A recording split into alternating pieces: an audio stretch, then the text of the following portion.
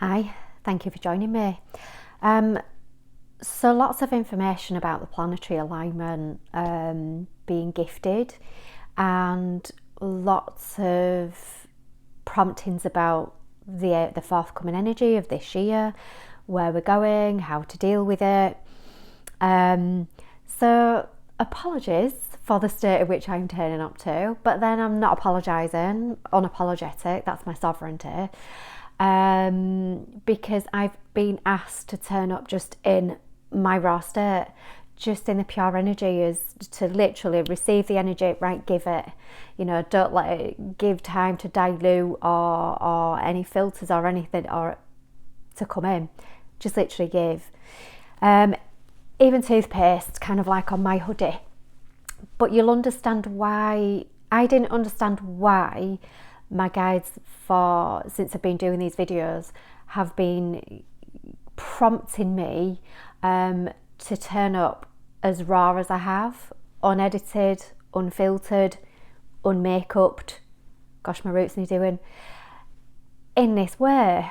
But these teachings that I've been going through, this guidance that I've been going through, I've kind of now holding a basic understanding of why I've been asked to do this in this way. And it's simply that I can turn up revealing all of my sides. The moon has a dark side, the earth has a dark side every night, and it's part of us. The shadow is an element of us, it's part of us, it's who we are. In fact, in some ways, it's one of the most important parts of us. So you're seeing me in all aspects of I am, in my raw state, in my shadow state, in my enlightened state. All of it is so valid. So the reason why they were showing me the tree of life today, and the tree of life they were giving me was, I love kind of like connecting with the angelic realm. It's just fun, it's just joy, it's just pleasing, it's just nice, childlike, innocent, so to speak. Which again, if you're feeling raw, bad, dark, that connection with the angelic realm kind of lifts that a little bit. So that's kind of quite nice. Getting a hug off an angel when you're kind of like at your darkest, rawest state is something so beautiful that any of us can tap into. You just got to ask. So the tree of life. So they were showing me Metatron at the top of the tree and Sandalphon at the bottom of the tree. So kind of like when Metatron is guiding, it's always illuminated, it's something it's bringing the light in. And then when kind of like doing work with Sandalphon, it's really interesting when you're reading Akashic Records with people that the room kind of fills with this mist, smoke without odour. And I experience it, and I'm thinking, is the other person experiencing this as well? And all of a sudden they'll say, has the room suddenly got misty? So I know when the room is getting misty, I'm working with Sandalphon. When I'm working with Sandalphon, I'm working with shadow. And the shadow to me is as beautiful as the light part of a soul. It's both beautiful, and in some ways the dark aspect of the soul is normally that person's unique gift attribute, but it also comes with their biggest fears. So whatever our biggest fears is can we lean into it? Can we look at it? Can we hear it? So normally the biggest fear, when we can't see it, normally comes from a wounded place. So you've got your child, your wounded child at the bottom, Sandalphon at the roots of the tree. You've got your divine child, which is the healed child, the divine that knows it's loved, knows it's seen, knows it's heard, and you've got the wounded child at the bottom that isn't seen and isn't heard. So can you think back to when you were a child as to the times in your life that you were the most scolded, isolated, punished, ridiculed, the thing that you feel guilty about? That is your gift and attribute. That is your uniqueness. That is your diamond. That is your sparkle. That is you. That is actually, just place a light on it, because it's probably the most beautiful aspect of you. So in the planetary alignment, all darkness will be shown in all things and in all manners. So we are being asked to lean into it, and particularly this year 2025, a year of transformation, we are being asked to lean into our shadows. But leaning into our shadows also allows us to discover our unseen and unheard parts, which are actually our gifts. So for example, as a child, for some reason I could see it when people were coming away from love. They weren't acting from a place that was heart-head coherent, and I could see it. They were behaving from a place of fear. So for me, it flagged up in me anger as a child. So I was the angry kid. Whenever I saw something that wasn't in love with love, I was angry about it, and I would vocalise my anger about it as a child. I would express my anger towards it. But obviously there's constructive anger and destructive anger, and unfortunately this wasn't seen or heard in a positive light. And I would express my anger in a constructive way at first. I would vocalise it, and as a child you vocalise it not in an understanding way to somebody else. You know, it could be a tantrum or tears, or even the word no. And I really have difficulty with the word no as a grown-up. Hearing it, that is, well, if you say no to me, well, I'm just going to go right ahead and I'm just going to do whatever you say no to me for anyway. But I also have difficulty in saying no to others as well. Getting really good at it now though, obviously kind of like leaning into my fears and shadow. So my fear was saying no to people, because if I said no as a child, well, I've been hit, I've been ridiculed, I've been isolated, I've been abused for it. So it's understandable how some of us as grown-ups have difficulty in saying no and having that no boundary. However, I'm getting older and wiser, and this is the point of the tree of knowledge, the tree of life. We go up it, we go down it, we go up it, we go down it, we go divine, we go human, we go divine, we go human. And there's nothing wrong with that. It's a tree of creation, creativity. And the going up and down is the understanding that we are creator. So when we continuously stay down at the bottom of the tree, you're continuously kind of like in your shadow, in your shadow, in your shadow. And it's kind of like you're turning away from it, even though it's absolutely connected to you when you're foot and you can't run away from it.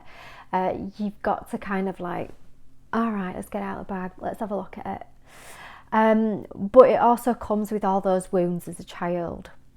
Also the wounded mother, the wounded father, the wounded priestess, the wounded magician, all of those wounds. But there's also the divine aspect of all of those, the divine father, the divine mother, the divine magician, the divine priestess. So what the planetary alignment is aiding us to do is lean into our shadow, but also to lean into the light, expand ourselves throughout the whole tree, And that is where we're heading, that we are both the light and the dark, we are seen and we are heard, we are wounded and we are healed, all in one beautiful whole package, to just reconnect with our wholeness. So even if you're at the top of the tree all the time, like you want to stay in your divinity all the time, then you're disconnecting from your humanness. And it's to honour the both aspects of it. And this is what Mother Mary archetype was teaching us. So Mother Mary, she was an unmarried mother, and she was rejected from her community because of certain aspects of her circumstances. So Mother Mary, her gift was leaning into her shadow and darkness, as every time she was abused, ridiculed, punished for her shadow of being an unmarried mother, to then be the being that she became, the divine mother. So from the wounded mother to the healed mother. And what was coming up for me as well was the sacral bone right at the bottom of my spine recently, and that was a mother wound, it turned out, leaning into my shadow. The guilt of leaving my children with somebody else to be looked after while I went to work. And I felt guilty about this. So the guilt was literally kind of like circulating within my sacral chakra, but also my eyes kept going blurry as well, which was interesting. So it was coming up in my sacral bone, right at the bottom of my spine. It was coming up in larger intestines, digestive system, solar plex. It was coming up in my eyes. They were going a little bit blurry, so my third eye. And again, when anything comes up with a third eye, when I'm doing Akashic record reading and healing and readings and things like that, there's always a memory. There's always a wound that needs healing. So if your third eye is coming up and you're wanting to wear purple or violet, or that colour is just soothing to you, there's a wound. There's a shadow that needs looking into, but it's also your gift. So again, how did the rejection for Mother Mary become her gift? It was acceptance. So Mother Mary and Mary Magdalene seem to be aspects into all religions. She really accepted all denominations because she really lent into oneness of we are all creators. However, what she had was discernment for the people that punished, ridiculed and abused her, is that she actually realised in her, and this is why light blue always comes in white and gold with the colours of Mother Mary. Mary Magdalene is red for confidence, and gold. So Mother Mary comes in on those colours, and it's about forgiveness and acceptance. And I know that one of my gifts is acceptance because of the rejection program from my childhood, from my wounded child. So no matter how a person is behaving, I can still find something in them that I love. And that is simply that we're all wounded and divine children, mothers and fathers, and we're all human and we are also divine. So there's a connection there, there's a similarity that I can love about that person, no matter what aspect they are turning up in, even if they are completely horrible to me. But that's where discernment comes in. Not every human being deserves forgiveness from myself, and that comes from a wounded space. But then another aspect of me, the divine aspect of me, is kind of like, I know that person is hurt people. So I know that person is coming from a wounded space. So the planetary alignment as well is really going to differentiate, really highlight the dark. And you will literally be revolted by some of the things that we are going to see. You will literally reject the dark so much because it's kind of like, I don't want to see that, I can't see it. And it could be self and it could be external factors in the world. But yeah, at the same time, it is all divine and all part of the divine plan in order for us to experience and to learn as beings.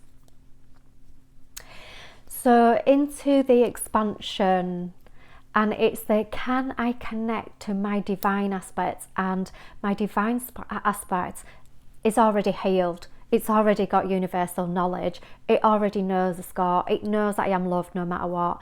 It knows that I am forgiven no matter what. It knows that I am seen. It knows that I am heard. So can you allow your divine side to see and hear your shadow aspects? So the divine is pure frequency love. And that's the thing that's going to aid us to see our shadows. So again, kind of like this year is about the air element and the fire element. So the air element is about routine.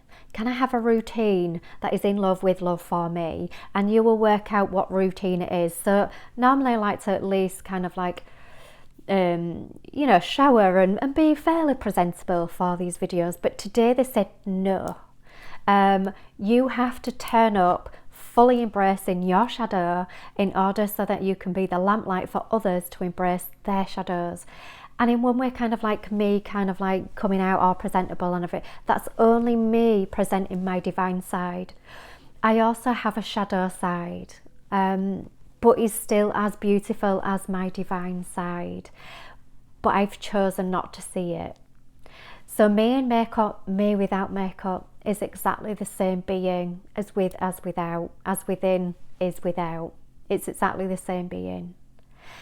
So can we learn to love and accept ourselves with and without the makeup, with and without humility, with and without forgiveness, with and without love, with and without divinity, with and without purification and being toxic?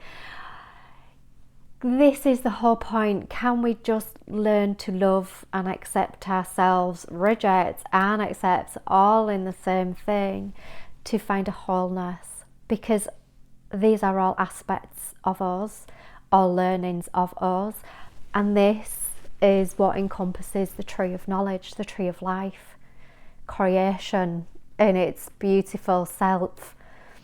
The leaves, the root, the trunk. You know, you don't look at a tree and go, the roots, and the roots are under the earth, but when you actually pass a tree where you can actually see some of its roots, do you not find that you are drawn to that tree?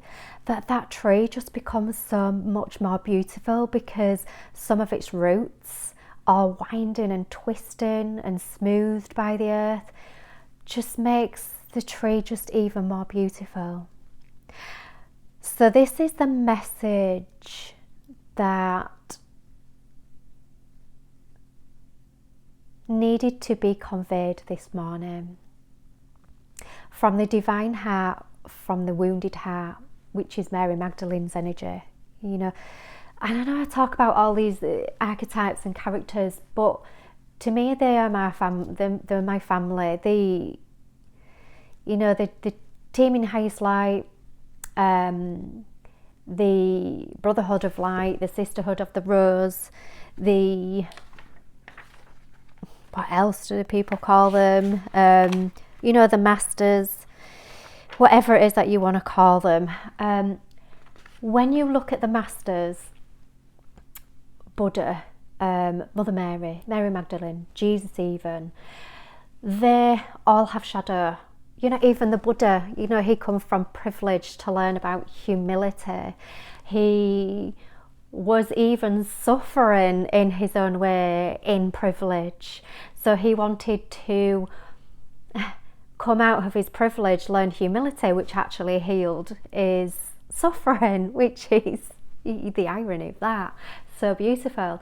So he embraced his darkness. He leaned into the fear of coming out of the palace, the beautiful, safe palace. We are going to see false senses of security as well. So that potentially will embrace. So the lack into abundance. So certain things that we've placed our foundations on are not as solid as we thought. Cryptic, I know, but you'll see by the end of the year, you will see all the darkness, you will see all the shadow. Lean into it. It's all part of the divine plan. There is a plan, it's just that as a humanness, sometimes we don't always see it.